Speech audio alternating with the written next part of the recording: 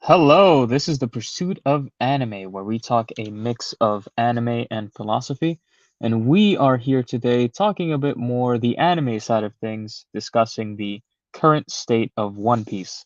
You are joined by myself, Raven, and Teddy. Hello. And we're here, just kind of discussing the current state of One Piece. I know we've been beating around the bush on this topic with our, latest podcast. What with the live action anime out with the what was it, the Ryuma one shot or whatever, the Ryuma special, the Mhm. anime, the way it's going, the story, the way it's going, the anime kind of remake, rehash, some people are calling it. What are your kind of thoughts on the current state of One Piece? Do you think we're in a good place as One Piece fans, Teddy? Yeah, man, I think it's a great time to be a One Piece fan. I feel like the dark days are behind us. I'm not gonna lie to you, bro. The most recent arc that completed, it was lots of ups and downs for me. More downs than ups, unfortunately. Even given the fact that we got Gear 5 out of it, but it was rough, man. It was rough. I'm not gonna lie to you. Um, I felt like something that I love about the story of One Piece. One of the reasons why, especially pre-time skip, I used to be a One Piece missionary. Right, every chance that I got, I would preach the good word of One Piece, and I tell people, listen, if you don't know about this peak fiction, you need to do yourself a favor and get into it. Your life will become that much better as a result. Right. I used to believe that. I used to live by that statement. One of the reasons for that is because One Piece was one of the most emotionally powerful stories I've ever experienced. I mean, to this day, it has moments that in the realm of storytelling have been unrivaled for me personally, right? Yeah. So I wanted to share that with other people, but post time skip, I'm not gonna lie to you, bro. A lot of that has been missing. A lot of that powerful impact, powerful emotional Yeah. impact is missing from One Piece for me. And I felt like the moments that we did get that were like that felt uh awkward or forced sometimes. Like, remember Pedro? Oh yeah, don't even get me started. Yeah, that death didn't mean anything to me. Really? Uh, nothing. It did not move me in the slightest because I felt like from his introduction, we are already basically made to understand that he's gonna be a throwaway character because the man was on kamikaze time 24/7.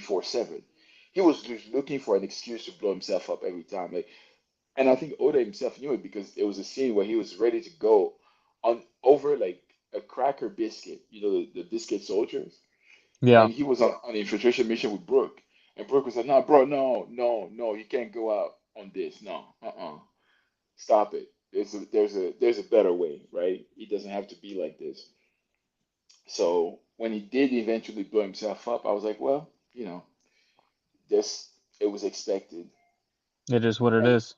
yeah, and we didn't last that long with him. So when I saw the reactions of the Straw Hats to his death, I was like, this, what is this? This is weird. Like, I don't get it because we weren't that attached to him, were we?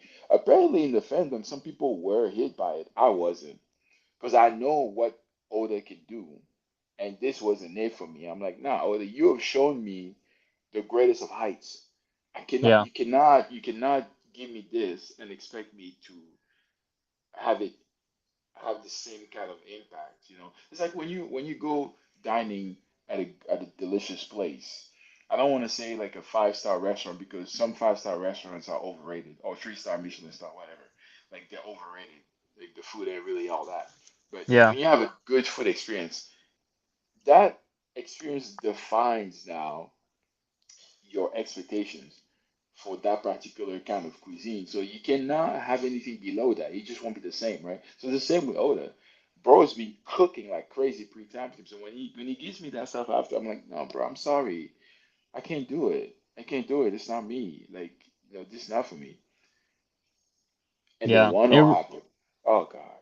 Oh God, no, not Wano. What were your kind of big gripes about Wano? Because I know a lot of people they gush over Wano, but I feel like we feel a little differently. What would you say are the kind of pitfalls of Wano? Why you don't appreciate it as much as you do maybe like Scott Bia or any of his lobby arcs that you really love? It's four things. First, Big Mom's amnesia. I mean, tell me you're listen, it felt like such a obvious plot device that it hurt. I was Yeah, so upset because of my so you're going to bring Big Mom here to be a convenience for the sides to free Luffy from Udon and everything. Like and then conveniently get taken out once she's done her job. Like it felt so scripted that it hurt my spirit. I'm like, there's no way. Oda, there's no way you are challenging my intelligence like this because it's way too obvious. Like it's bad when I can predict where the story is going, and that's exactly what happens. Like, don't get me wrong. Sometimes when everything is set up properly, you can kind of tell the direction the story is going in because that's what makes sense. That's one thing. But it's like when you know that the author is purposefully using certain specific plotline because he's trying to get to a specific place. That's the stuff that I don't like. So the Big Mom amnesia, that was just silly. That was the first thing, which led into my second issue with with Wano, which is Udon. There was like so this is what happened when we first got to Wano. Do you remember when to me one of the highlights of Wano was when Luffy got one shot by Kaido, right? Because that thing I was like, yeah, there's levels to this. You are a hatchling, okay? You're a baby bear. You're not one of the big dogs yet. Sit down. yeah, I love that. That was amazing. I loved it more in the manga because the manga actually showed that it was just a one tap, one and done. The anime made it look more like Luffy actually had like the slimmest of chances to do something, which he did not. That's a lie. But at least he got one tap. That's fine. But my thing is, when he got taken to Dawn, you see the reactions of all the sides to the news, and some of them are freaking out a little bit at first, but then they're like, "Huh, it's okay. It's Luffy. He'll be all right." All right.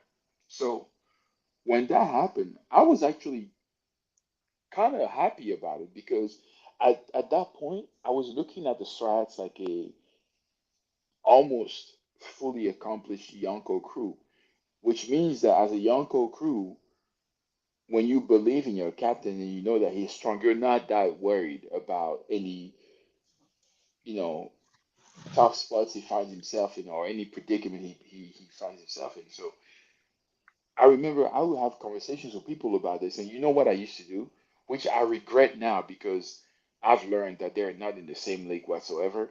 But I would tell people, imagine if the Red Head Pirates were in um, were in Wano, and then yeah.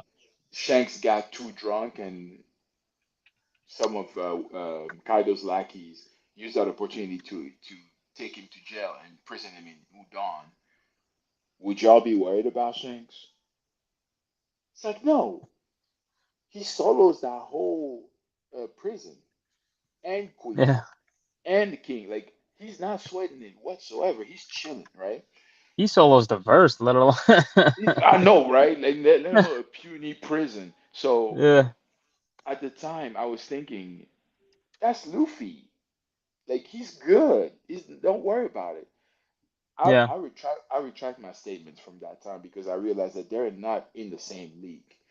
No, at least back then they were not, right? But I thought that that's what Oda was going for in terms of portrayal. That no matter what, Luffy's that guy, right? He's chilling. But then everything happened in Udon. And I realized something, and that's why I started to get upset. I realized that Oda actually wanted us to take Udon seriously. And that's when I started getting upset. Because I was like, no, there's no way. I cannot, no. You cannot set it up the way you did and then expect me to take this shit seriously. Because it's not. It's really not. You have Luffy talking about, oh yeah, I've always been free. Like, this was never a thing to me. But then you have that conflicting with the the portrayal you're trying to give of Udon that it's a serious prison with the playgrounds and everything. I'm like, I can't take this serious. So Udon really upset me because I feel like he had potential, but to me at least, my experience of reading it, I felt like Oda was conflicted between giving it a certain uh, uh, a certain weight, but also still portraying Luffy as that guy who's not sweating Udon because he's above it, right? Yeah. So Udon was another thing. The third thing, Black Maria and Sanji. Oh no, don't even get me started on For that. as long as I live, I would never forgive Oda for that because I Really. feel like he desecrated Sanji's character. Which I mean, he Loki had been doing up until that point with like his interactions with women, but that was too much. Yeah. Pre-time skip, Sanji would like he wouldn't hurt Khalifa, but he would defend himself against her. He's regressed where he can't even defend himself. He's like, oh no, I can't put that line, bro. When I read that line,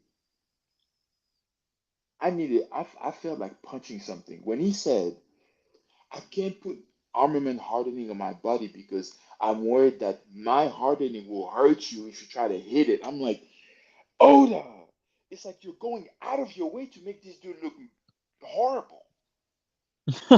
That felt so unnecessary, dog. Just let him use armament, let him defend himself. But no, it was all for the sake of having that moment with Robin.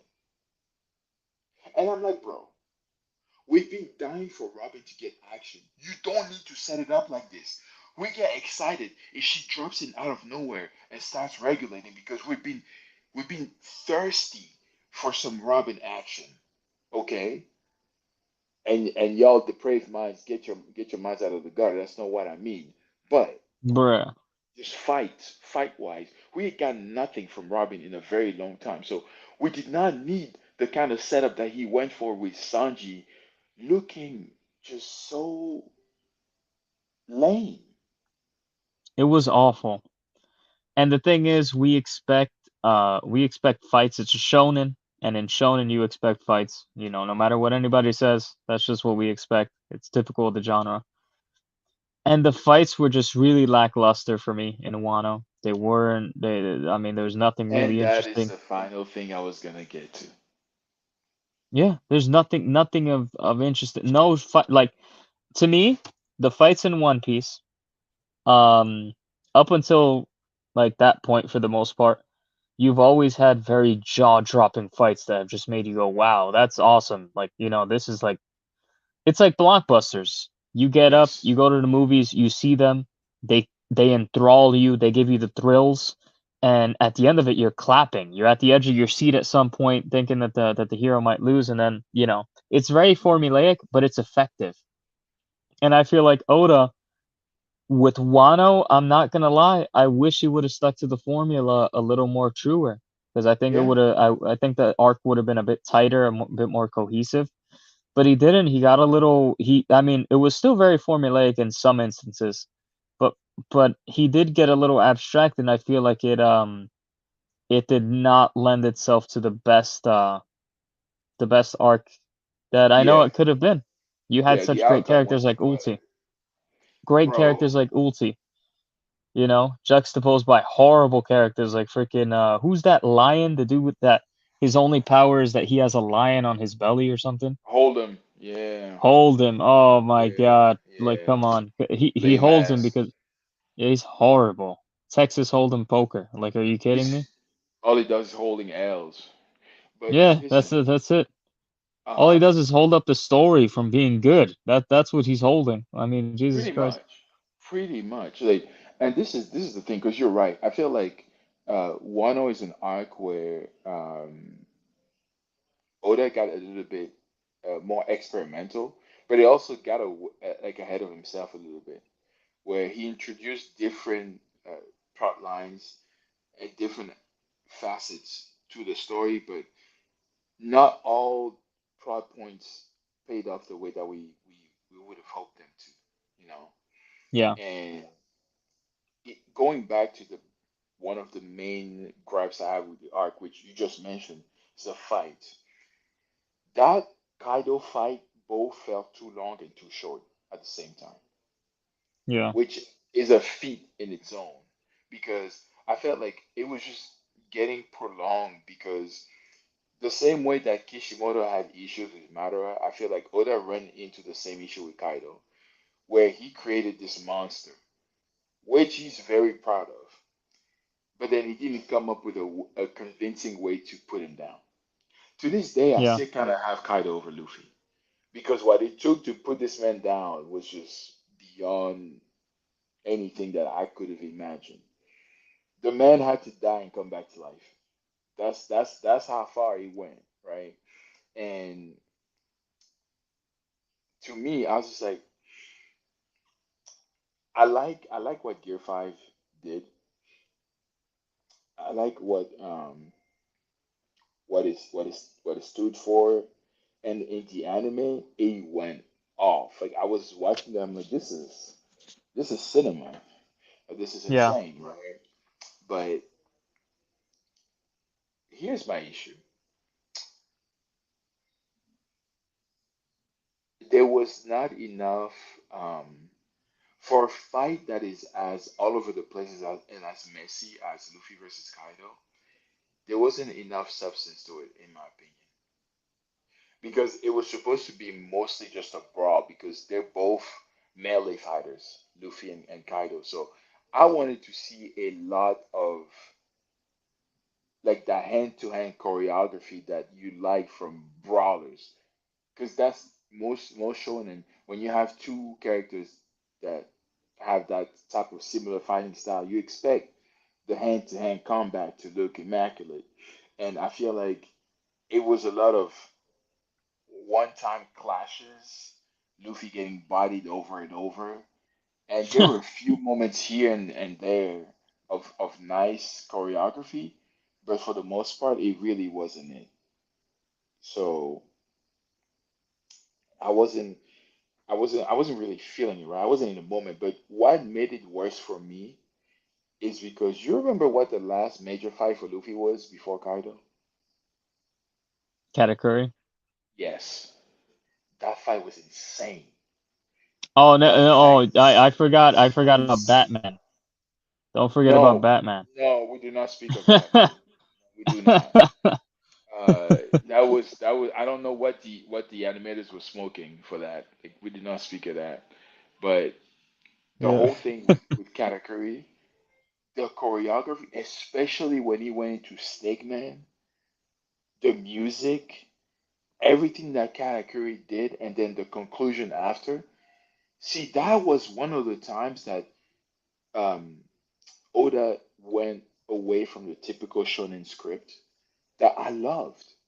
Because to Yep. this day, Katakuri did not lose. I will die on that hill. I don't care what anybody says.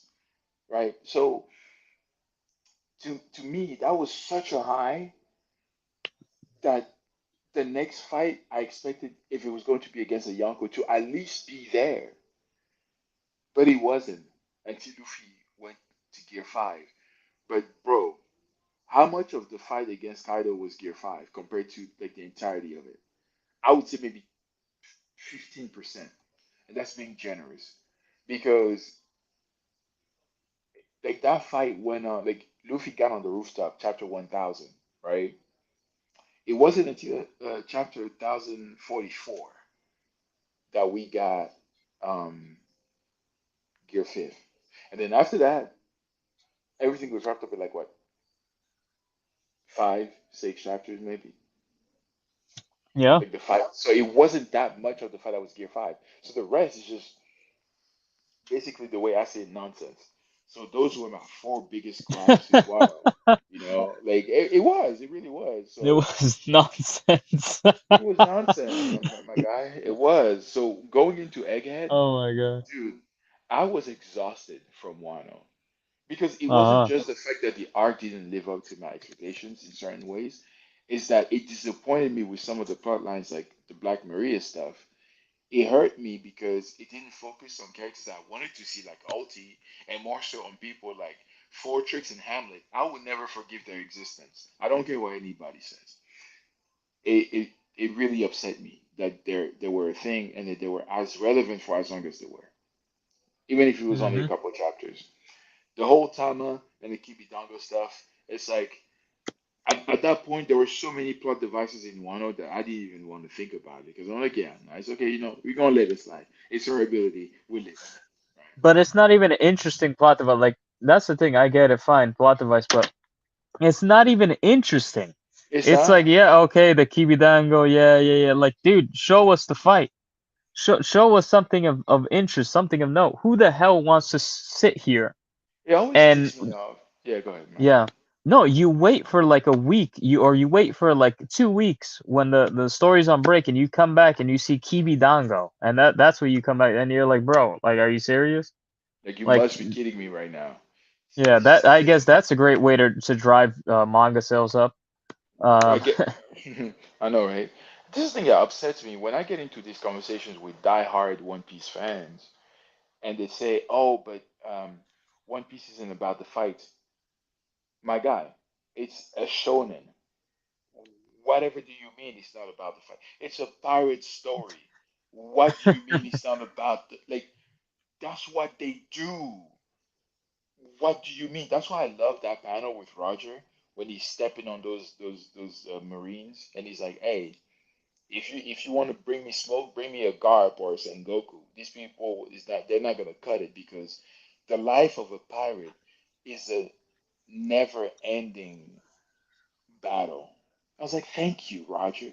Teach these folks because they don't seem to get it."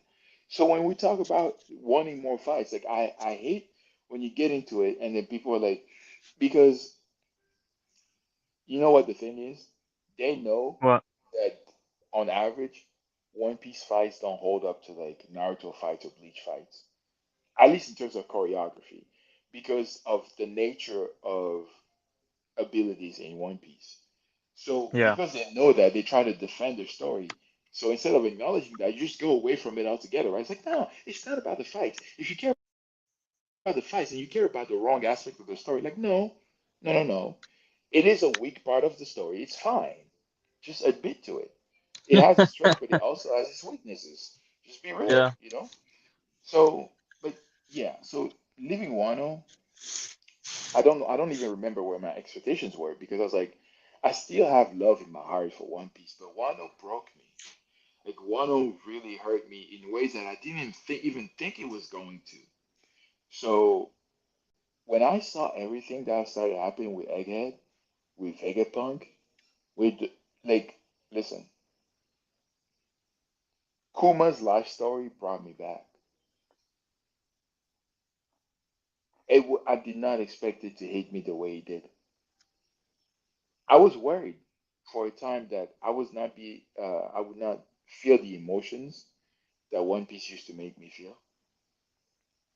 But Kuma's story did it for me, man. And the conclusion, I was in shambles at the end. I was like, oh god, Oda, you done did it. You're tapping back into your pre-time skip bag, and I love it, right? Yeah. And going into the latest chapter that came out, if y'all are official manga readers, if you're following this, uh, kind of mute for the next, I don't know. I don't know how many Yeah. days it's gonna go for because we're gonna get into Yeah. 1107. But that Sanji moment with the cigar after two, this is like pre-time skip Sanji formula right there. Bro. After Black Maria, I did not think we were gonna see that again. I had lost faith. I was like, I don't think this is gonna happen again. Yeah. And then he did it, and he said that. And the thing is, right? It's not just what he did; it's what he said after that. Because Kizaru was like, "Oh yeah, you know what, man? After everything that happened now, they will not get off my back if I don't bring at least some of your heads with me." And Sanji's like, "Well, hey, too bad, my guy. You're gonna have to write that apology letter because it's not happening." I'm like, Sanji told that, man. Come on, dog. Like I was, it's like, um, when he got zapped by Enel in Skypiea, and he's like, "Hey, appreciate you, big fella. I needed a light for my cigarette." Oh man, Bro. That this was the awesome. Sanji I love, man. This that Mr. Prince. That's the hunter, bro. Like mm, Yeah. I miss That's the that. guy that beat Jabra Yes, that's with him. the Diable de Sanji. Jambi. My only gripe with the moment is Sanji's fit. That fit is not the Yeah. answer. It no, Oh it's yeah, not. it looks really dumb It's on him. silly. Yeah, It like looks if it ridiculous. was just the shirt and the shorts, it'd be cool. It's just the boots. The boots Yeah, are the boots are such a mismatch. too clunky. Very, Too very clunky. clunky. Yeah, too futuristic, too high techy. So it just doesn't do it for me. Even Luffy's fit was at like I didn't like it. Like in this arc, of course, what's the face? Nami and Robin, you know, they look saucy. Yeah, they'll Zoro look good too, in to anything. some extent. Yeah. Fluff, You already fluff, know. fluff. You already know. You already know. Oh man. But yeah, no, But like bro, mhm. I'm not gonna lie, man. I agree 100% with you about the whole Kuma bringing you back then because that's how I felt. Well, I mean, when we first got into the Kuma backstory, I thought to myself, man, I guess let me read this. Let's see how things go. Because I was feeling at Keg, but I still wasn't like feeling like, oh yeah, 100% I'm back. And so I start Kuma, and I had a fear, like, man, I really like Kuma. I'm not gonna lie, I feel like I don't give a damn about what's about to happen in this story right now, Mhm. in this flashback. Yeah. And you know what? I stick through it because it's One Piece, so I always have to read it. I love the story. I love the series. I love everything about it. I Yes. stick through it, and there's nothing bad about it. It's just a bit of dejection from the story not being as good as I think it could be. Um, and I go through it, Yeah. and by the end of it, dude, I was so hyped. Listen, it's been a long time since I felt pure and utter hype and joy. When I saw, it's a few panels, right? So one, Mhm. the first panel that really like woke me up, like while I'm reading, I'm like, no, you gotta be kidding me. This is unreal. And Yeah. it's a very simple panel. They just show like Bonnie crying over Kuma, like not sending her any letters. And Mhm. then she's they show Kuma and his state, and then they show, and that's when Bonnie set out sail for the seas to find her father. I was like, yo, this is crazy, bro. Like, I'm not gonna lie, this backstory is going hard right now. I could get a whole Bonnie fucking storyline right now, and I'll be happy. I'll be content because right now I'm invested. I love this. I love the father daughter dynamic. I think parenthood hits home for everyone. Um, and then you hit this scene when Vegapunk is crying over Kuma and his consciousness being taken away. Erased. Yeah. That hit me. But what hit me the most, and this is one of the most like I was like it gets the blood boiling, it gets in a good way. Like it Yeah. just makes you want to get off the couch and like, just start training, just start lifting weights, start running, start freaking, like it makes you feel like you're ready to take on the world, and that's what I love about One Piece and Shonen in general. When Mhm. Kuma walks up to Saint Saturn, and Saturn's like, "Oh, you ain't gonna do nothing. What the hell are you doing?" And then boom, Oh, that he punch. Oh. absolutely obliterates Saturn. And mind you, this is not by any means. This is a Kuma that's not even in his right mind. So I was Yeah. like, bro, he just obliterated Saturn. And this is the thing. Think about it this way, and this is what we all love to do as One Piece fans, right? The power Hmm. scaling. Think of Kuma in his prime, what he would have done with Saturn. He would have mopped the floor with that boy. It He would have would have been he It would have been disgusting. over. Bro, Yeah. Kuma is top tier, bro. That's what I was thinking. I was like, bro, it's Kuma, listen, No there's wonder. nobody, no No wonder wonder. Saturn was stressing out, talking about what happens if we can't control him. The reason why he wanted to erase his autonomy because he's like, nah, he's too dangerous. He's too If dangerous to be kept alive. Yeah, yeah. So or to have him retain his right mind because like, nah, we need him mindless because if he has his right mind and he goes rogue on us, who's gonna stop him, right?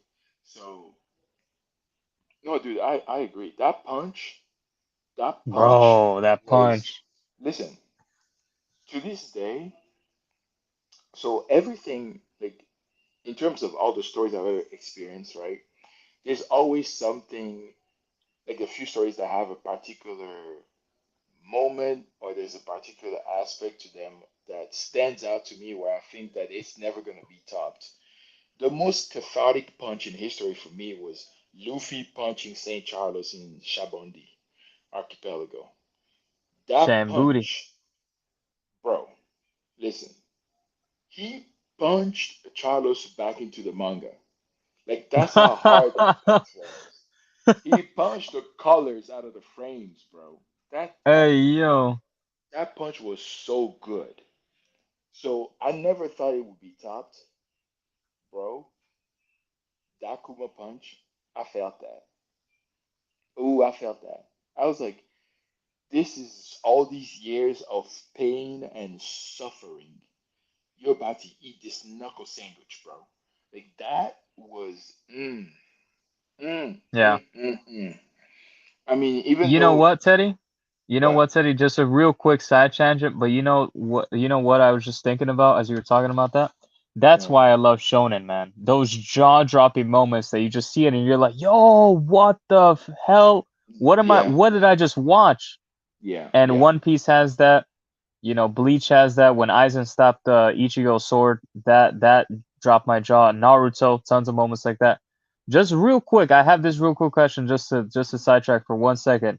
Does Jujutsu Kaisen have a moment like that? You don't have to tell me, please don't spoil. But does Jujutsu Kaisen have a moment like that later on in the series, or I don't know. moments I don't know which one, bro. There's like too like many. jaw dropping, like a jaw drop moment, bro? Like Yeah, One there's Piece there's too has. many. There's too many. Really, it There's gets that actually good, too huh? many in season two. Yeah, I'm serious. Like I am It's so season serious, two. brother, when I tell you that. Yeah. Like in season one, there are a few here and there, but season two, it's like they set out to make every single episode generational. The blueprint for season two is something that I do not think can be replicated anytime soon. What they did for season two of JJK, and it makes me mad that I'm hyping it up so much because I don't like doing this, but that's how much of an impact that season two has had on me, bro. That's You know, crazy. like even with Bleach, the Thousand Year Blood War arc, there's some episodes that I only watch once or twice. Others like Yamamoto versus Yua, I watched many, many times. The ones with Endless. dude, Ichibei versus Yua also like I watched it many times. Like the whole Squad Zero, everything that they did, I watched it. With like Wajimaya, like he's insane. He's insane. So I watched that many times. I have watched almost like after episode, I want to say after episode 8, everything from episode 9 to 22 or 23 of season 2 of JJK, I have watched at least twice. Yeah, Every single episode. And then there's some I watch even more times because, oh my God. Oh my God. I'm just reliving it in my mind right now. I'm not even going to keep talking about it. But yes, season 2 cooked. They cooked. Okay? well, And we all ate and left no crumbs. It was that's delicious. crazy. It was a That's feast. insane. Absolutely. Well, you heard it there, folks. Teddy saying Jujutsu Kaisen is It's just peak. as good as One Piece. Okay, see, why you do that? I No, said I'm just saying this. I said season two was amazing, bro. As a full story, One Piece is still leagues above JJK, but the Really? experience, yeah, because the problem is with One Piece, it's more than just a story; it's a legacy, right? It's a lot Oh, that goes into it, so it's there not we the go. same as JJK, but JJK is doing his thing. It's in its own It's in its lane. own league. It's in a tier of its Yeah, own, like above One Piece and exactly. everything. Like, you know? Yeah, yeah. Like, because One Piece is like a grand adventure that we're setting on. I feel like the scope of JJK is a lot smaller. What Yeah, Gege is trying to do with the story, it's kind of like Chainsaw Man. Like what they're trying to do with the story, it's more character driven than story driven or world driven. So it's a different kind of story, but it's still amazing. yeah. Um, Well, do you think that One Piece has that longevity that even when JJK and all these stories are done and this new wave comes, that even shonen that we can't even imagine, that they're thinking up somebody, the next great mangaka is writing, even 50 years down the road, do you think One Piece will have that staying power with the people and in the industry that we'll always remember One Piece as that story that, just like you said, it's more than a story, it's legacy, and it's timeless, it's priceless. Do you think that that will prevail or persist? yes, it has to because of the world Oda built. It's like when One Piece ends, it won't really end. There's too much potential in that story. There's so many plot lines that you can choose to focus on. There's so many characters that you can choose to explore after the end of the story. Just look at what Netflix is doing now with Yeah, the Ryuma one shot. They had no business doing that, right? But they did it because they can, because they realize this story has too much potential. From a capitalistic standpoint, I don't think One Piece could ever not be not stand the test of time. It's too much in it. You can have some people do spin-offs of One Piece, or they can decide to focus on any one particular character, either in the future what they might do, or a prequel. Can you imagine after One Piece ends, a short series coming out, going over the tale of Goldie Roger? bro. It will do numbers, and they know it. So that's why I'm like, there's too much potential. There are some people who are diehard Shiki the Golden Lion fans. They would die for a story that focuses on him. Garp. Uh, it's just too much. It's just too much. Scopper So Gaban. Scopper Scopper, Gaban. come on, hey, throw Scopper in there. You know, throw him in there too. Like it's just so many characters that Oda created that people would genuinely be interested in seeing where their story goes. So Yeah. even Kobe. So I don't think it's ever going to lose steam or its legacy. I mean, mind you, One Piece came up in a time when it was alongside two other great series, and it has outlasted them, and they've come back, and One Piece is still here. Yeah, So One Piece is still king it's amongst them, I yeah, think. exactly. So I think you One know, Piece has that almost like Lord of the Rings like lore and world where like it's just so vast. There's like there's so many different civilizations and I remember. you remember, right? Yeah, because I watched Lord of the Ring too, so I know what you're talking about. Yeah, go ahead. Bro, that story is amazing. That I love that story a lot. The Lord of the Rings, it's a really crazy story. I feel like all One Piece fans would love Lord of the Rings if you ever do get around to watching it. Such a pure story with a lot of heart and a lot of obviously, technique put into it. Very, very expertly made, that film. Oh But yeah, no, it's definitely an experience. yeah, it's crazy, dude. Oh my God. I'll never forget that one scene. I'll just say this real quick. I forget the Hobbit's name. I mean, yeah, the Hobbit. I know Sam was the main one, right? The Yes. black haired dude with the green eyes. What was his friend? He's kind of chubby. Frodo? Yeah. Was it Frodo? I think Oh no, so. Frodo was the main dude, right? And then Sam was the Yeah, chubby blonde friend. that's what it was. Yeah. So I remember, bro, I'll never forget this, and this is one of the most beautiful things I've ever heard somebody say. Um, Frodo falls down, and the ring is like trying to consume him, and he's sapped of power. And Frodo's like, bro, I can't do this anymore, you know? I Mhm. can't carry this burden, you know? And Frodo looks at him, he's like, bro, let me tell you something. I can't carry that ring for you, but you know what? I can carry you. You're my brother. And he grabs him, And puts him on carries his him. back, and He, carries him up the mountain. And I'm like, bro, yeah, this yeah, is like, bro, oh my God. That yeah, like yeah. these are the type of scenes that I'm like, bro, like, Straight bro, I chills. could big chills, massive chills, and like they make it up the mountain, through the volcanoes, through the villains, through the war, everything, bro.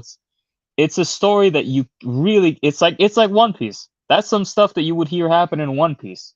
And that's the beauty of life right there and in And you storytelling. see, this is why I'm kind of sad that I experienced a Lord of the Ring after everything that I've watched in anime because that scene was amazing when I watched it because I watched it last year, like tail end of last year. I watched all the movies, all the Lord of the Ring movies, the whole Oh yeah. trilogy. Yeah, so it was great. My thing is,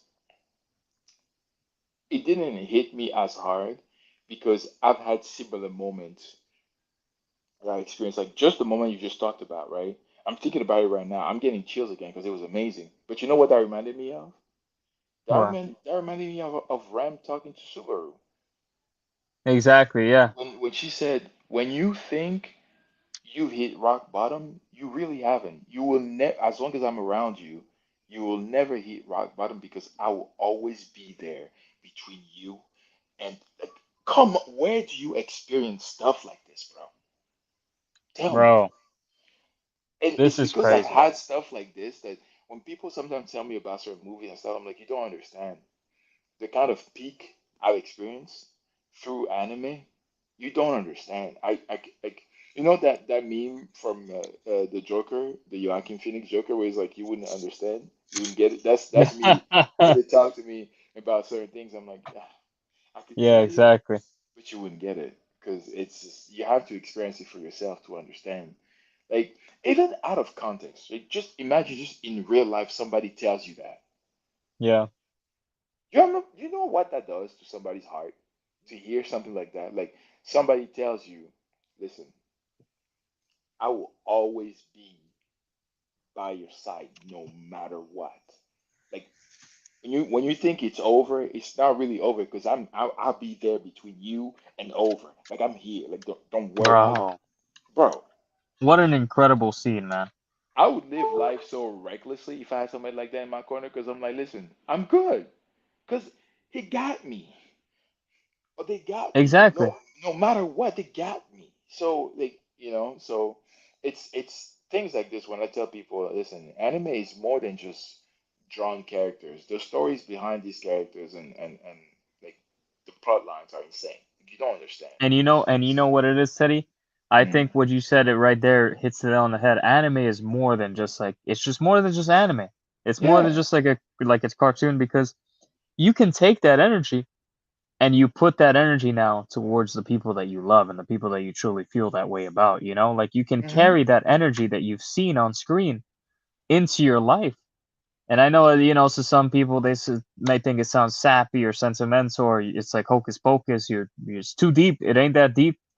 But the thing is this, man. I mean, it ain't that deep. I mean, it's up to each person individually what exactly. they are, what they choose to receive in their life, what kind of lesson they choose to take from things in their life. I mean, if you want to look at things shallow level and say, oh well, it ain't that deep, and then continue scrolling through TikTok, by all means, go ahead, more power to Yourself. you. Yeah. Exactly. But don't shoot us down because we really like to take as much as we can from anime, and we know that a lot of people do. Hey, don't be And mad at so us if we're enjoying Peak. It's your fault for not. exactly, Yeah, it is you. what it is. And I'm not gonna lie, one more tangent before I forget the Lord of the Ring things. They had one of the best, progressive or quote unquote woke moments when that remember the dude in the full metal knight armor, and he had a mace. He had a mace with like a ball with spikes that he would swing Yeah. around, and he Hmm. used to ride a dragon. And bro, this dude was a menace. Every time you see him on screen, he's honestly one of the most underrated villains in movie history, because every time you see him on screen, you're intimidated. You're like, bro, this dude, you don't want to be caught with this dude in front of you. The way And he got then defeated was very clever. Yeah. it was awesome, bro. When he comes Yeah. up, he pulls up to this warrior, and he's like, yo, no man can defeat me. And then you see her take the mask off, and she's like, yo, I'm I'm no not. man. Ah. Boom, blow. I was so cold, bro. That was so You know, cold. it's That one of was those. cold. It's one of those moments. If I had experienced it, because that came out like early 2000 or something like that. If I Yeah. was in the movies, I'd be getting up and clapping, bro. Because I was gas. That was pure gas. I was like, yes, cook that. Listen, Oh that my was that God, was man. that was so well because that was a bar. Because basically, it wasn't just the fact that she's a woman. It's like she's also talking about her worth as a warrior. She had that warrior spirit that she was able to overcome it. Because listen, it's not just about the bronze; it's also about the brain. And The brain, if yeah. yeah, right. So if you know the tips and tricks to overcome certain situations, you will prevail. And she showed that in the most stylish and badass way you can ever hope for. So I agree 100%. That's a great point. That's a because I felt it when I watched it, but I didn't like think through it like that. So, but you're right. You're right. See, this is when we like this is I'm a whole getting tangent. excited I'm just not gonna get talking into about all right these. now. This is a whole Yeah. tangent, but I feel like it ties in with One Piece so well, because One Piece has so many of these moments throughout the story. Yeah, yeah, it really does. It really does. Luffy punching an L, bro. Oh my God. Yeah, yeah. Like that. See, I kind of hate the fact that um through the through Wano and the backstory with Oden, Skypiea has come back around, and people are now retroactively appreciating it. I'm one of those few unicorns who love Skypiea as an arc standalone for what it is. Yep. I go back and rewatch clips from Skypiea because to me, it has some of the most peak comedic moments in the entire story. Like that one scene when they're going through the different ordeals, and it's Sanji, Usopp, and Luffy in that boat, right? And Luffy is literally joking to them, talking about, can you imagine if we get to the end of one of these tunnels and it's just the end of the island and we fall back to the Blue Sea? And and Usopp is like, yo, don't joke like that. Your life can only flash before you so many times. Like that's too long. That's too many times that my life will flash before me before we hit thing, right? And Yeah. then they come out and it's a free fall. And their reactions where they're thinking they're about to fall off the island, but it's only like a big drop. That moment is peak like One Piece comedy for Bro. me. Like I Yeah. love it so much. Like Luffy being a goofball, walking through the forest, singing like his adventure song, doing it. Zoro, back when Zoro had a personality, doing the Tarzan cry when he's swinging on the vine. Like, listen, there's just so much in Skypiea that I love, just from a pure adventure standpoint. Like Skypiea really felt like they were on an adventure. They literally went to a different world, damn near, because they were in the sky, different technology, different society, different economy.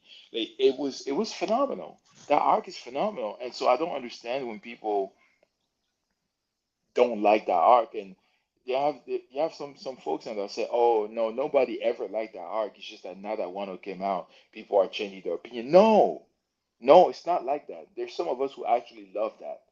That's that storyline for what it is. So Yeah, and that's the thing with it. Um, Skypiea, like you said, it has so much funny moments and it has epic moments too. And the thing with it, I don't know if you remember this scene, but I mean, I'm sure you do because it's one of the most. We talked about it before. Luffy, and the gang, they're trying to get that gold pillar or whatever. Remember oh that? yeah, yeah, Oh my god, dude. So they just finished saving the entirety of Skypiea. They basically see this gold pillar and they're like, "Bro, oh yeah, we we, gotta we steal gotta this. we gotta steal Yeah, this right now. We gotta yeah. go before they all This wake up this money, and then they start bickering over how to do it, and they get over how to loud. do Like, it." oh my Meanwhile, god, little do they know, the villagers, they're actually planning to give them this yeah, gold pillar as a gift, as a parting gift. And then exactly. they So see them coming, and then they start running. They're like, "Oh man, we gotta go. They're about to catch us in the act." And then they start saying, "Yo, where are you going? Get back here!" And they're like, "Oh, they're mad. They're trying to kill us. Keep like we got going." more gold for you. What you do? What you doing? It's like, but they don't understand because they think they're getting chased. Uh, It's just it's so simple but so hilarious, man. And I really do love that about One Piece. I love that yeah, Oda can have that comedy. I do hope we start getting some of that. The comedy hasn't hit as of late, recently as it used to mm, for me, honestly. But it's not like it's gone. It's definitely still there.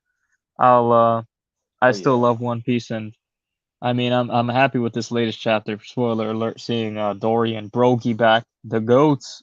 the Um, goats. No, I those love. dudes are absolute insanity. You know somebody that I'm learning to appreciate. Um, the thing is, I've always appreciated him as a character and as an antagonist, even a villain. But it's just that because of what happened recently with Gear 5, I think a lot of people have been underestimating him a bit. I'm talking about Robert Gucci or Rob Lucci, as Oh he's more commonly known, right? yeah, The trash talk he dropped on Zoro this chapter was elite. I was like, wow, it was, yeah. that's like peak trash talking right there because he was like, listen, man, y'all never gonna make it if y'all get, if your crew don't understand that you're basically a dead man walking. Because I when I'm through with you, you'll be over, right? And just the way he looks down on Zoro to me, it's just so funny. Because technically, right now, I like to believe, especially after the King fight, I like to believe that Zoro is stronger than Lucci. But Lucci is still that guy. He's still a menace. Like he has a whole Zoan awakening and all that. So he's no pushover. But it's just that trash talk was so funny. I loved it. Yeah. Lucci's a beast, man. Like I mean people forget he's been training. He has an awakening now, so he's gonna Yeah. be a bit stronger than he was when we first saw him. He's gonna be quite stronger actually. And And people say that, oh, like he's so irrelevant now because he got one tapped by Luffy. You know who else got one tapped by Luffy twice? who? Kizaru. Hmm. Yeah, like when he was fighting Kizaru, Luffy, he was kind of goofing off, doing all the stuff. But then when things started to get a little bit serious, and Frankie told him, "Hey, Luffy, you need to do something about this man Kizaru because he's coming for our necks." He won. He hit him with one shot, and Kizaru was down for a while, right? Yeah, he And was. then and then like when he came back, he was about to kill Frankie, Kuma, and Bonnie and stuff. Luffy came through, one punch again, sent that boy Kizaru packing. Yeah. But we don't Well, count how Kizaru strong? because he's an admiral, right? So like, We don't, definitely not, yeah, because he's a beast. How strong do you think Luffy is though at this point? it's hard to say. I want to say Where that would you put him? he's definitely top five when he's not being a goofball. Like actually, I want Top to say five verse? top seven in the verse right now. Top seven, top seven. Wow. Because I still have So who I have Shanks, Dragon, Blackbeard, Akainu, Aokiji. I have those five above him fairly comfortably. Mihawk. Okay, Blackbeard there we too. go. Yeah, I already said Blackbeard. I was like, I know there's somebody else that I feel like Mihawk because he has the title of greatest swordsman, and one thing that Luffy has always been susceptible to is cutting attacks. And you're talking about the dude who's an expert at cutting attacks. So I also have him over Luffy, right? So that's yeah. So yeah, that's why I said top seven. So he's number seven. I used to Nice. have Big Mom over him, but Big Mom is unreliable. She Is a can joke be, now. yeah, she's very unpredictable. So I feel like Luffy probably got her. But yeah, Shanks, Kaido, Blackbeard still over Luffy. Um, because you know that Luffy won't be able to do any of the Gearfish shenanigans. Because Blackbeard just needs to go Kurozu, and it's over. It's like, hey, Yeah. your shenanigans are done. You can't use that on me no more. So Yeah. yeah, yeah. That's crazy. That's why. I Wait, wait, think wait, wait, wait. You got Luffy? bro, I'm not even gonna lie. Oh no, Let's see. is it Let top let 10? me do a list. Let me do a list. Okay, let me put a list up to see Oh who God, would be up there. I this got is number one, it has to be Shanks, the the GOAT, God King. Let's go. the God King. Number two, I gotta put, let me see who I put there. Let's see. Maybe Ben Beckman. No, not Ben Beckman. Let me definitely not Saturn with these latest chapters. I mean, dude, Saturn's No, getting his people are wiping their ass with Saturn now. Remember when Saturn first came out, people were like, "Oh, look at Saturn, he's a beast, who knows his untold power." Now it's like, bro, Saturn, he should be wiping the dishes, dude, at the back of the Krispy Kreme. So I got Shanks one, oh God. maybe Akainu two, because they're saving Akainu for something. It's got to be for something. Um, Mihawk 3. This is just off the dome. Not too Mhm. much thought into it. Mihawk 3. Kaido 4. Mihawk above Kaido. Fuck Kaido. Number Wow, show 5. some respect, God. Number 5.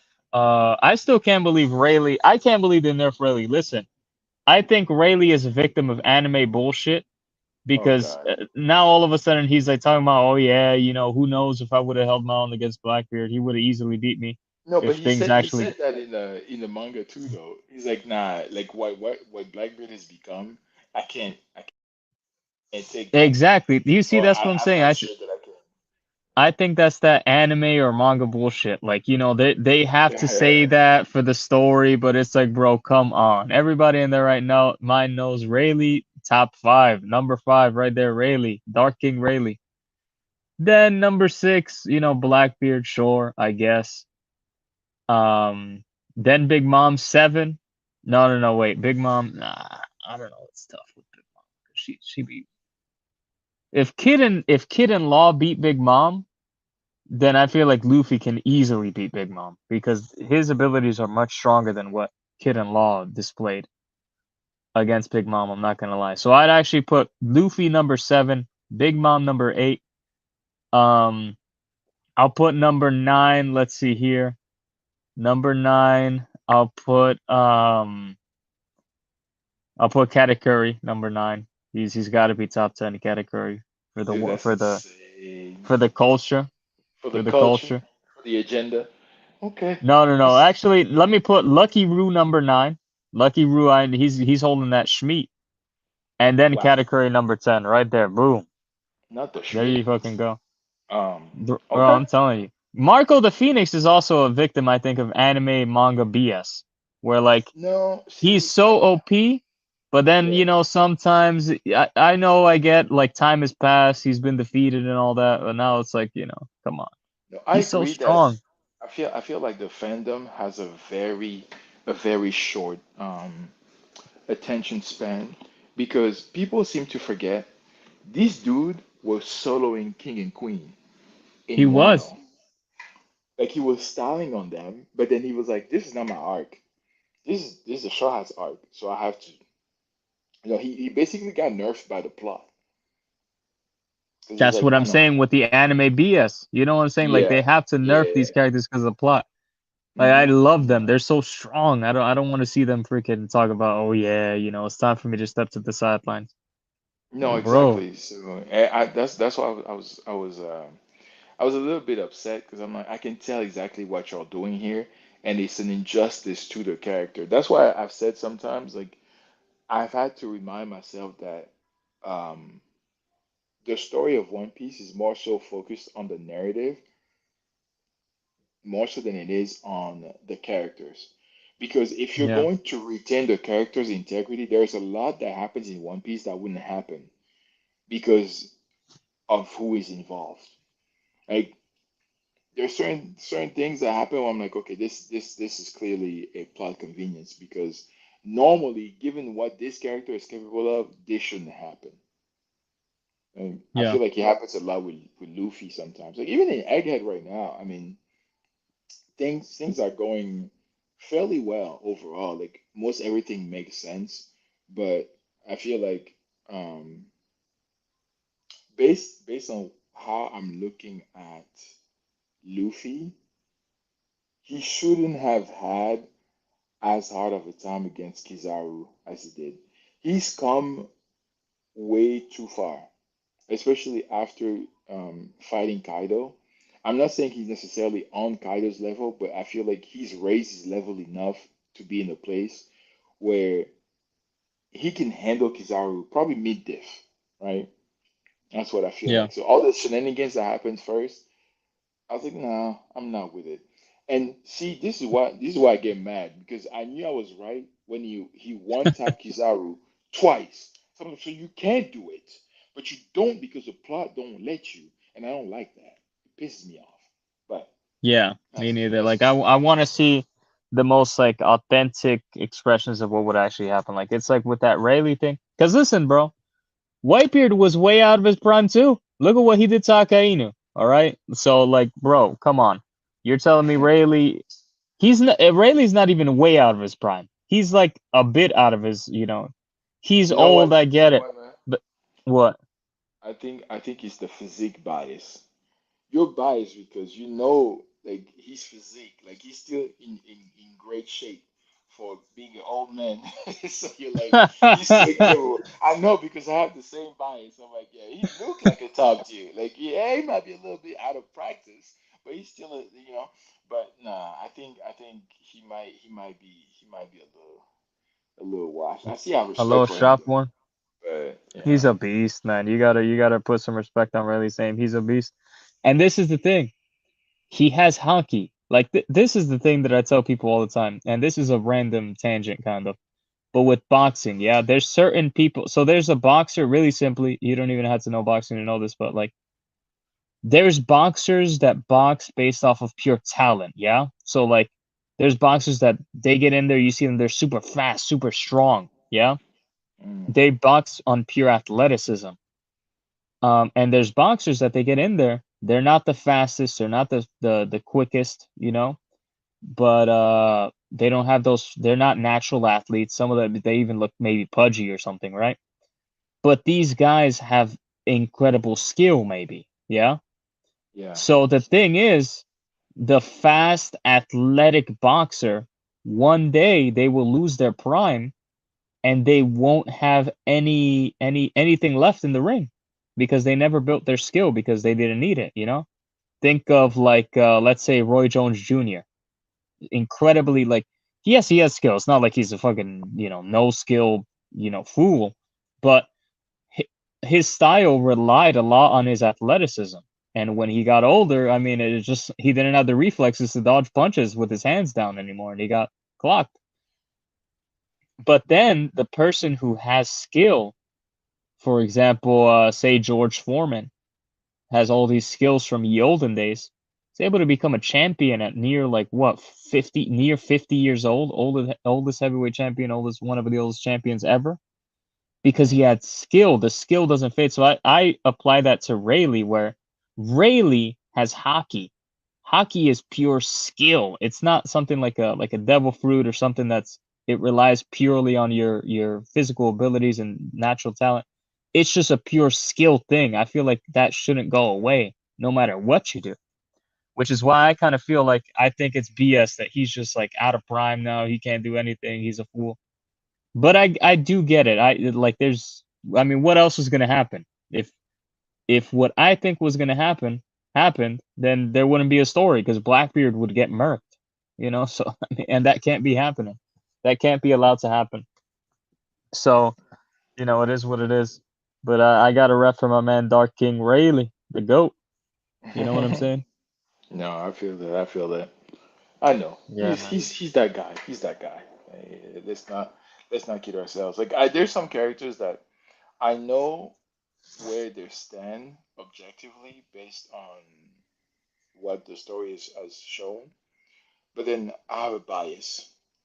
Rayleigh is one of them. Katakuri is another one. Where I just the way they were portrayed when they were doing their thing was so top tier that I just can't help it. Yeah, Katakuri was just he had too much sauce. He handled Luffy like a newborn child. Heck, he was training Luffy Loki. he was training him. I can't look down on somebody like that. He has to this day one of the greatest observation haki to the point where he looked like a Logia because his observation haki allowed him to dodge attacks in a way that's reminiscent of a Logia Delphi user. Yeah. Imagine your haki is so good that you're able to fool people into believing you're one branch of devil fruit when you're the other. Like no, he's too great with it. He's too great with it. And full top tier because everybody thought that. Everybody thinks that. Still to Hmm. this day. Only like Luffy knows the truth, you know? So it's crazy. Do you think that well I don't know, I don't want to get too much into Katakuri because I'm the same way. And then we'll be here for like hours talking about Katakuri and his greatness and how Yes. he actually is like, one of the goats. Hmm. I'm not gonna lie, there's certain characters I want to see back in One Piece. I want to see Vivi back 100%. I love Vivi more than anything in One Piece. I'm not gonna lie. My favorite character is Vivi. Um, I'd like to see Vivi back. I'd like to see how they tie this whole giant thing in with this current arc. I want to see where we go with this current arc. They say that something's gonna happen here that's gonna shock the world or change the world or something like that. So I wonder what that something is. And also, I I am starting to wonder how many years One Piece has left, Teddy. Do you have a prediction as to how many years you think One Piece will last? I'll say 4 to 5 years maybe. Um, Man, yeah, it's that quick. because you have to think we for the longest time we only ever saw the Gorosei in the was it the Chamber of Justice? I forget the name of that room that they hang out in most of the time, Yeah, and we never thought that we would see them in action.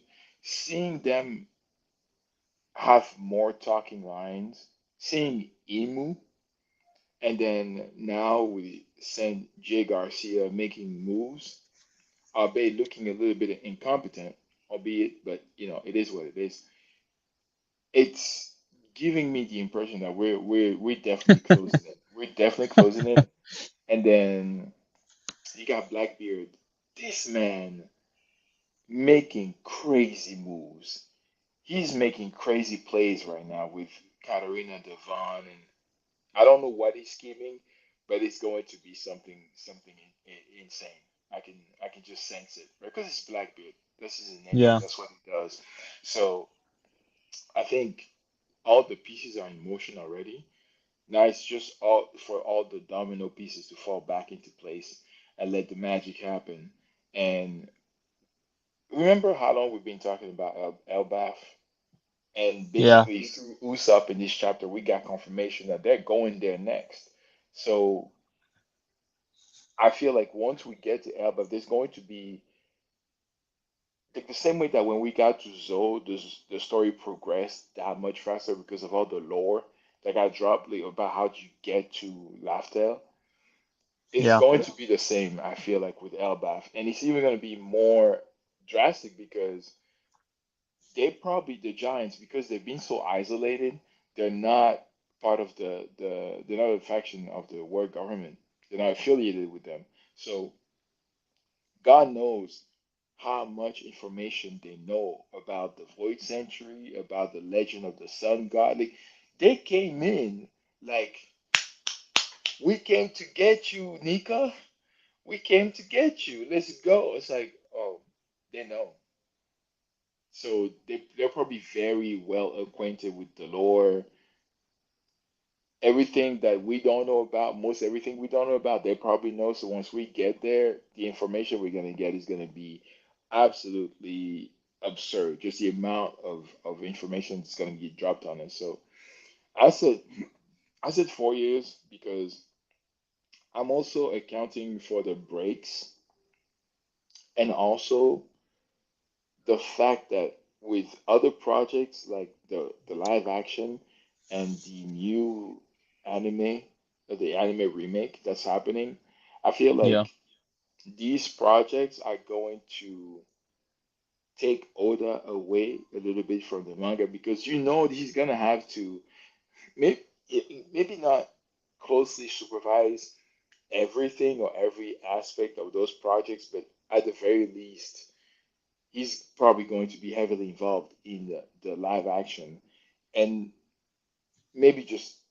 lightly oversee the remake because they're going off of like a product that's already out with the current anime. So it's Yeah. just going to be more modernized animation and more streamlined storytelling with less filler and better pacing. So, how bad can it be? I mean, not how bad, but like how much will Oda need to be involved in that, right? But yeah, taking all those um, factors into account, I think that's what's gonna make it stretch to 4, maybe 5 years. But that's about the timeline I see for the rest of the Yeah. story. Yeah. I could see that also. Like I think that everything looks to be culminating very soon with a lot of stuff going on screen and everything. I think I think Oda said in the past obviously he's looking to wrap up and I think One Piece fans feel it. They feel it coming soon. And and I think One Piece is in that's the current state of One Piece really. I mean it's going strong now and it's nearing its end in the next 5 to maybe 10 years max. That's like really like highballing it. Hmm. Um but yeah, it looks like One Piece is coming to an end. We have to appreciate it while it's still here. I really love the story. I know I have my gripes with some things that happen, but I love the story, man. What else can I Absolutely. say? Absolutely. Yeah, it just is what it is. I can't explain it. It's like Bleach and Naruto for me, where like no matter how bad it gets, I'll always love it really. But I feel like One Piece is still quality, still great. So we'll see where it goes kind of from here, Teddy. Now, do you kind of have any last words for the people Listen, on this man. topic? Any last thoughts? I feel like this because it's One Piece is definitely we're probably gonna revisit again. I mean, there's always more chapters coming out. There's more developments. It feels like every other day we hear about a new One Piece related project coming out. So just just look out for more One Piece related conversations, man, because it's an amazing story. We're probably gonna get into it again at some point. Yeah. Yeah, we definitely will. This is the current state of One Piece 2024 edition. Um and we'll be talking about it soon. Thank you guys for the big support. Thank you for our subscriber, very loyal subscriber Shadow. He's been leaving a lot of comments recently on the last video. Sorry I haven't gotten back to you yet, but I'll definitely be giving you a reply. I always You know, appreciate the support for sure. Yeah, for sure, man. Big time. And anybody that's new here, if if you like the content of our videos, make sure to leave a like and a subscription if you feel inclined to do so. And I guess with that, we have covered all we need to cover, and we will be out. We'll catch you on the next one. Peace. Peace.